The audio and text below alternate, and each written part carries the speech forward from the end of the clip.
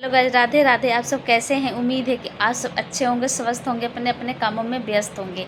तो चलिए एक और कहानी लेकर आई हूँ। कहानी का नाम है श्रद्धा और भक्ति। जिसके पास विश्वास, श्रद्धा, भक्ति होती है वो कुछ भी कर सकता है। और भगवान पे विश्वास करने के लिए बड़ी बड़ी पुस्तकों की ज़रूरत नहीं होती है, बस श्रद्धा और भक्ति की ज़रूरत होती है।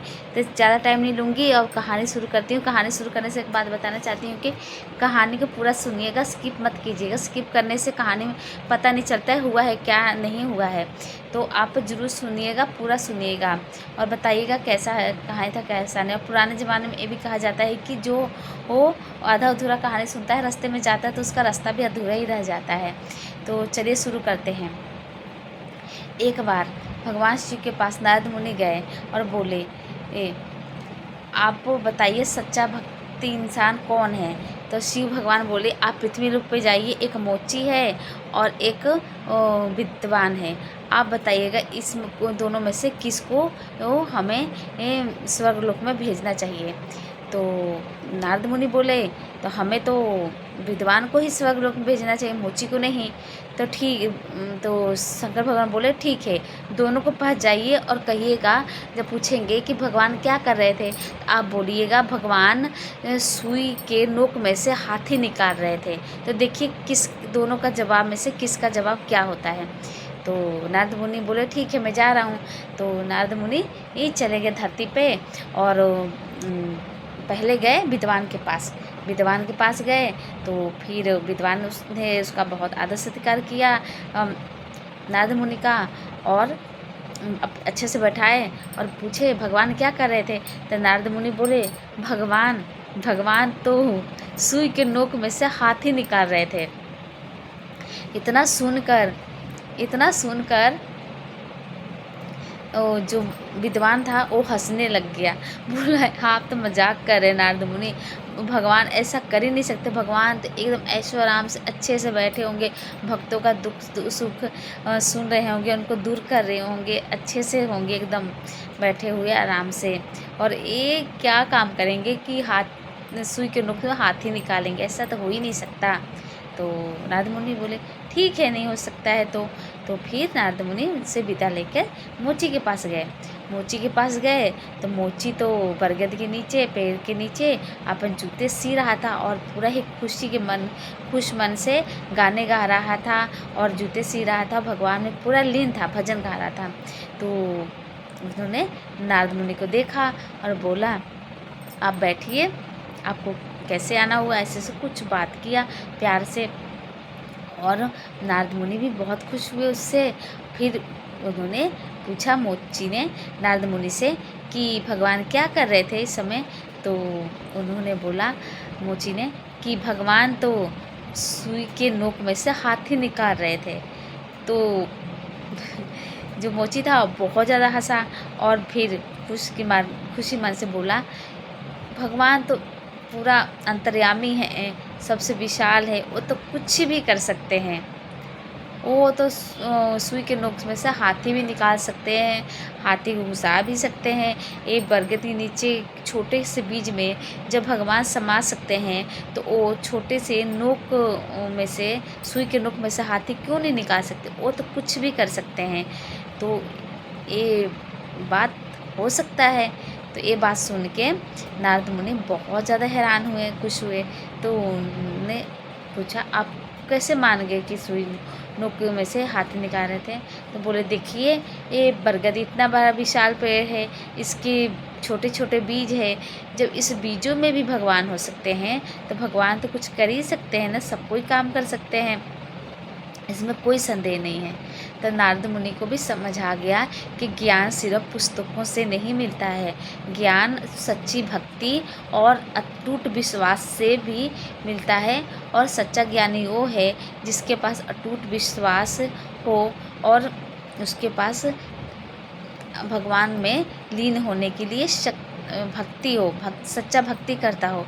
वो तो जो विद्वान इंसान था वो तो पुस्तकें पढ़ पढ़ के भक्ति कर रहा था और उसे तो सिर्फ पुस्तकों में ही भगवान को देखा था। लेकिन जो मोची था उसने तो सच्चे मन से ही भगवान की भक्ति किया था और सच्चे मन से ही भगवान को याद किया था, जिसके कारण उसको भगवान के बारे में सब पता था। सिर्फ पूजा पाठ और पुस्तकें पढ़ने से ही भगवान नहीं आते हैं। जब तक आप भगवान में पूरी तरह से लीन नहीं हो जाएंगे, तब तक भगवान नहीं किसी को मिल सकते हैं। तो फिर भगवान को पाने के लिए हमें सच्ची भक्ति और विश्वास होना भी बहुत ज़रूरी है। तो फिर नारद मुनि गए भगवान के पास, तो पूछे भगवान ने किसका जवाब सही था। तो नारद मुनि बोले, देखिए मैं उसके पास गया, विद्वान के पास, तो उसके पास तो बड़ी बड़ी पुस्तकें रखी थी। जब मैंने पूछा, भगवान सुई के नोक में से हाथ निकाला तो हंसने लगे, वो माने ही नहीं बात, और बोला तो झूठ बात है, ऐसा हो ही नहीं सकता है। तो लेकिन मैं मोची के पास गया, यही बात बताया कि भगवान सुई के नोक में से हाथी निकाल रहे थे, वो मान गया, क्योंकि वो सच्चा भक्त था। सच्चे भक्त के लिए भगवान के प्रति भक्ति और विश्वास ही जरूरी होती है। तो इसलिए स्वर्ग लोक में मोची ही जाएगा। आपका निर्णय सही था। पुस्तकें और बड़ी बड़ी पोथी पढ़ने से ही कोई बड़ा विद्वान और नहीं हो सकता है। विद्वान बनने के लिए वही सच्ची भक्ति और विश्वास होना ज़रूरी है। तो आप बताइएगा, आप सबको ये कहानी कैसी लगी। अगर अच्छी लगी होगी तो वीडियो को लाइक कमेंट शेयर ज़रूर कीजिएगा और चैनल को सब्सक्राइब कीजिएगा। और हाँ, जब भी आप भगवान को पाना चाहते हैं तो भगवान को पाने के लिए आपको सच्चे मन से ये भक्ति करनी पड़ेगी। आप मन से ही आप भगवान को याद कीजिए। देखिए, भगवान ऐसे लगेंगे जैसे हमारे सामने खड़े हैं। और भगवान को पाने के लिए सच्ची भक्ति और विश्वास ही ज़रूरी है। ये नहीं कि हम पखंड के रूप में रोज़ पूजा पाठ कर लेते हैं, लोगों को दिखाने के लिए बड़ी बड़ी पुस्तकें पढ़ लेते हैं कि भगवान हमें मिल गए हैं, लेकिन ऐसा कुछ नहीं होता है। भगवान को वो पुस्तकें पढ़ने से और झूठा पूजा पाठ करने से भगवान नहीं मिलते हैं। भगवान तो किसी को भी मिल सकते हैं, बस उसका मन सच्चा हो और वो भगवान को विश्वास करता हो कि भगवान हर रूप में है। और भगवान का कोई रूप नहीं होता है। भगवान मतलब हर एक इंसान, हर एक समान, हर एक जगह होते हैं। तो यही सच्ची भक्ति है कि भगवान को वो किसी रूप में भी हम पा सकते हैं। भगवान कुछ भी कर सकते हैं। चाहे तो हाथी को छोटा जीव भी बना सकते हैं और छोटे जीव को हाथी भी बना सकते हैं। या जैसे बोला भगवान ने कि भगवान सुई के नोक में से हाथी निकाल रहे थे, वो भी कर सकते हैं, क्योंकि वो तो उनकी काला परंपार है, उनके आगे तो कोई भी टिक नहीं सकता है। तो आप भी भगवान में सच्ची भक्ति के साथ साथ उनमें विश्वास भी कीजिए, क्योंकि विश्वास में ही भगवान होते हैं। अगर हम किसी चीज़ में विश्वास करने लग जाते हैं तो सोचिए वही चीज़ हमारे लिए सब कुछ हो जाता है। तो भगवान भी विश्वास और सच्ची भक्ति से ही मिलते हैं। तो आप भी जब भी भगवान को पाना का मन हो तो आप सच्ची भक्ति ही कीजिएगा और सोचिएगा भगवान हमारे सामने है। अगर हम अपने भगवान का मतलब जिस भगवान को हम मानते हैं उनका नाम और मन से हम लें, 5 बार ही ले, चाहे 10 बार ही ले, तो आपको लगेगा कि भगवान हमारे सामने ही खड़े हैं। उनको पाने के लिए हमें कहीं दूर नहीं भटकना पड़ेगा। भगवान कहीं नहीं है, बस मन में ही भगवान होते हैं। मन से उन्हें याद करोगे तो भगवान हमारे सामने हैं। अगर हम सच्चे मन से नहीं याद करेंगे तो सोचेंगे भगवान बहुत दूर हैं। भगवान को पाना है तो सच्चे मन से ही याद कीजिए। आप कभी भी नमः शिवाय का जाप कीजिए और तो फिर लगेगा, आँख बंद कीजिए तो लगेगा भगवान हमारे सामने है, वो हम अच्छे मार्गदर्शक कर रहे हैं।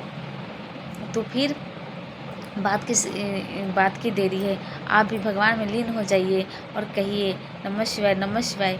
देखिए आपके पास कैसा चमत्कार होता है कि भगवान आपके पास खुद खड़े रहेंगे और आपको किसी चीज़ का ना डर रहेगा, ना किसी चीज़ की इच्छा रहेगी। बस भगवान ही भगवान रहेंगे और हमारे सारे मुश्किलों ख़त्म हो जाएंगी। ऐसा लगेगा कि जैसे हमारे पे कोई मुसीबत आई ही नहीं थी, क्योंकि भगवान उस मुसीबत को ख़त्म कर देंगे और भगवान उस मुसीबत को ख़त्म करके हमें ये एकदम लगेगा कि हमें मोक्ष प्राप्त हो गया। जैसे मोची को हो मोक्ष प्राप्त हो गया, इतने भगवान में लीन है। मन चंगा तो कथौती में गंगा, ये भी आप कभी ने बात सुनी होगी। जिसका मन सच्चा होगा तो उसको गंगा नहाने की जरूरत नहीं होती है, उसके पतीले में ही भगवान नज़र आते हैं। गंगा मतलब भगवान भी आ सकते हैं, गंगा मैया भी आ सकती है, बस विश्वास होना चाहिए, मन सच्चा होना चाहिए, तो क्या से क्या नहीं हो सकता है। तो आप भी बताइएगा आपको कहानी कैसी लगी। अगर अच्छी है वीडियो को लाइक कमेंट शेयर जरूर कीजिएगा और चैनल को सब्सक्राइब कीजिएगा। और हाँ, कहानी भी एक रूपे होता है जिससे हमें कुछ न कुछ ज्ञान प्राप्त होता है। कहानी से ही हमें पता चलता है कि क्या हो रहा था किसी की ज़िंदगी में, क्या नहीं, और हमें किस रूप में कौन सा कहानी ही क्या हमें ज्ञान दे जाए कुछ पता नहीं है। तो इसलिए हमें आदत डालनी चाहिए कहानी सुनने के लिए और अच्छी बातें जानने के लिए, क्योंकि कहानी से ही हमें कुछ न कुछ नॉलेज ज़रूर मिलता है, क्योंकि वो घटित चीज़ें होती हैं। तो फिर आप बताइएगा, कमेंट में ज़रूर लिखिएगा, और किस टॉपिक पर आप कहानी सुनना चाहते हैं ये भी लिखिएगा। तो राधे राधे, जय श्री कृष्णा।